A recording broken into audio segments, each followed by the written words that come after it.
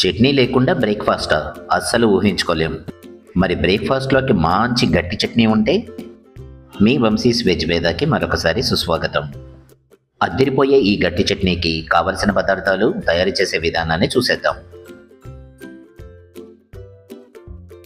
సుమారు 100 గ్రాముల వేరుశనగ గుళ్ళు, అంతే పరిమాణంలో వేయించిన శనగపప్పు, 100 గ్రాముల పచ్చి కొబ్బరి, కొద్దిగా కరివేపాకు, అలాగే కొద్దిగా కొత్తిమీర, చిటికెడి ఇంగువ, తాలింపు దినుసులు, 5 లేదా 6 పచ్చిమిరపకాయలు, రుచికి సరిపడా ఉప్పు, కొద్దిగా పసుపు, కొద్దిగా వెల్లుల్లి రెబ్బలు, అలాగే కొద్దిగా చింతపండు, చిన్న బెల్లం ముక్క, చివరిగా కొద్దిగా ఆయిల్. బ్రేక్ఫాస్ట్లోకే కాకుండా వేడి వేడి రైస్లో కూడా చాలా బాగుంటుంది. ఈ వీడియో మిస్ అవ్వకుండా చూడండి. ఏమాత్రం ఆలస్యం చేయకుండా ప్రాసెస్లోకి వెళ్ళిపోతాం. ముందుగా ప్రీహీటెడ్ ప్యాన్లో కొద్దిగా ఆయిల్ కాస్త హీట్ ఎక్కిన తర్వాత ముందుగా వేరుశనగ గుళ్ళు, వీటి టెక్స్చర్ మారే వరకు కాసేపు దోరగా వేగించుకోండి.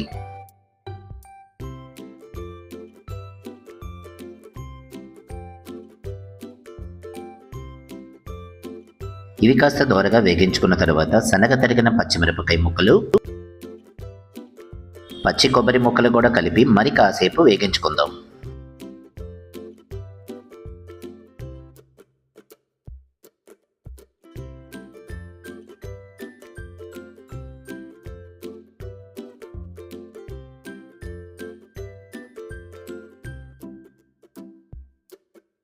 ఇవి కాస్త కుక్ అయిన తర్వాత వేయించిన శనగపప్పును కూడా కలిపి మరి కాసేపు కుక్ చేసుకోండి.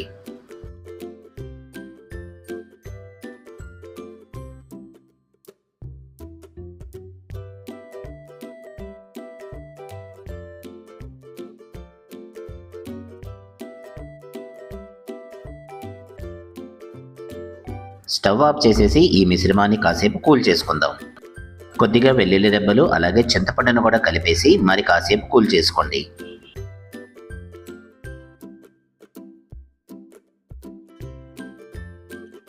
చల్లార్చుకున్న ఈ మిశ్రమాన్ని ఒక టేబుల్ టాప్ ట్రెడిషనల్ మోర్టార్లోకి మార్చుకుందాం. ఓపిక లేని వాళ్ళు మిక్సీనో గ్రైండరో ఉపయోగించండి.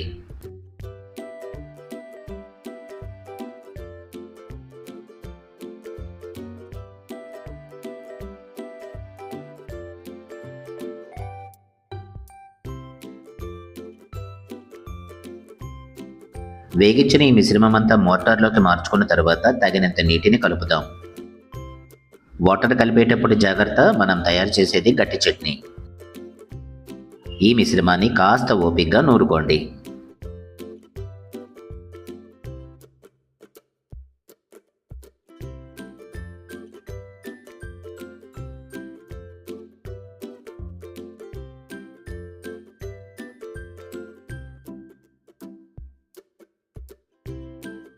రోటీ చట్నీ చక్కగా నలిగిపోయింది. మిక్సీలో, గ్రైండర్లో లాగా పేస్టులా రాదు, కానీ ఇలా కొద్దిగా రఫ్ టెక్స్చర్ ఉంటుంది. ఈ టెక్స్చర్తోనే ఈ చట్నీ చాలా టేస్టీగా ఉంటుంది. చివరిగా చిన్న బెల్లం ముక్కను కూడా యాడ్ చేసి మరి కాసేపు నూరుకుందాం.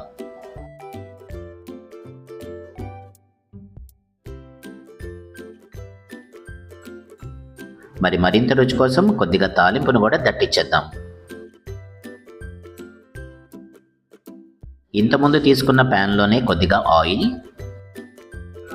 హీట్ ఎక్కిన తర్వాత తాలింపు దినుసులు,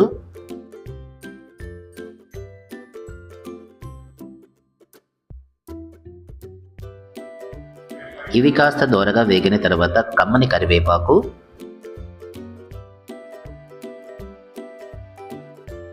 రుచికి సరిపడా ఉప్పు, చిటికెడు పసుపు, కొద్దిగా ఇంగువ. తాలింపు వేగిన తర్వాత ముందుగానే నూరి పెట్టుకున్న గట్టి చట్నీ. నూరుకున్న ఈ గట్టి చట్నీని తాలింపుకు కలిపి ఒకసారి చక్కగా కలిపి పెట్టేసుకోండి.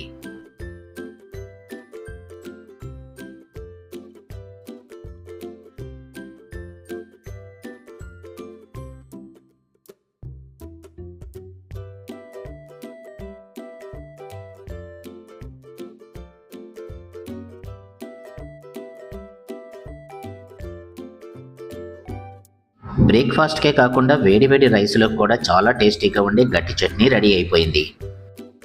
ఈ సింపుల్ రెసిపీ కనుక మీకు నచ్చితే ఒక లైక్ చేయండి, షేర్ చేయండి. మీ విలువైన అభిప్రాయాన్ని కామెంట్ సెక్షన్లో తెలియచేయండి. ఏమాత్రం ఆలస్యం చేయకుండా వేడివేడి రైస్తో కానీ బ్రేక్ఫాస్ట్తో కానీ లాగిన్ చేసేయండి. మరిన్ని రెసిపీల కోసం సబ్స్క్రైబ్ చేయడం మర్చిపోకండి. అలాగే బెల్ ఐకాన్ను తప్పనిసరిగా యాక్టివేట్ చేసుకోండి. చివరిగా మన హ్యాష్ట్యాగ్ మనసుతో వండండి, ప్రేమతో వడ్డించండి. మరొక రెసిపీతో మళ్ళీ కలుద్దాం.